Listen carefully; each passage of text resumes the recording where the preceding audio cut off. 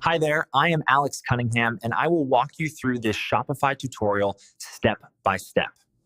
Today, I'm going to walk you through how to cancel your Shopify subscription and request a refund, step by step. If you're thinking about closing your online store, switching platforms, or you just want to take a break, I'll show you exactly what to do to make sure you don't get charged for anything unexpected, and how to tidy up any lingering payments. By the end of this video, you'll know how to fully deactivate your store and clean up your account settings so you can leave Shopify with peace of mind. Let's dive right in. First, let's talk about ending your Shopify plan itself. Go to your Shopify dashboard and head down to Settings. You'll find this on the left-hand sidebar at the bottom of the screen. Settings is essentially your control room. It's where all the important stuff lives, so it's good to get familiar with it for any changes you'll make. From here, click on Plan. This section is all about your subscription, what you're paying for, how often, and when it renews.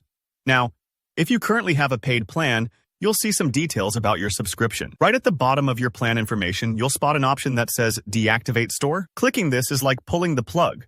Once you proceed, your store will be closed and your subscription canceled.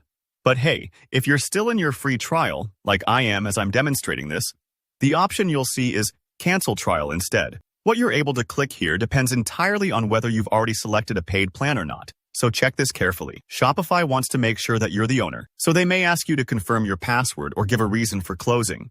It's not just to be nosy, it's actually pretty helpful for their team to understand how they can improve the service or support folks like you better in the future. Once you've deactivated your store or canceled your trial, that's the major step for the subscription itself. Now, here's a really important detail that sometimes gets overlooked, which can lead to surprise charges later. If you've added any apps, especially paid ones, those don't automatically get canceled when you close your store. To make sure you're not billed for any apps you don't intend to use, you need to go in and uninstall them one by one. To do this, head back into Settings, then click on Apps and Sales Channels. You'll see a list of all the apps you've installed. Each app will have a little icon with 3 vertical dots. This is your action menu. If you click the 3 dots, an option to uninstall will pop up. It might feel a bit repetitive if you have several apps, but I promise, taking the time now means you won't have any extra charges later on. It's kind of like cleaning out your fridge before moving out of an apartment. You're making sure nothing gets left behind that might cause problems in the future. If an app has its own subscription outside of Shopify, you may want to check with the app provider as well, just to be double sure. It's worth pausing here for a moment. Deactivating your store and uninstalling apps doesn't instantly wipe out your data. Shopify will typically hang onto your store's info for a little while in case you decide to come back. So, if you ever change your mind and want to reopen, you won't be starting completely from scratch.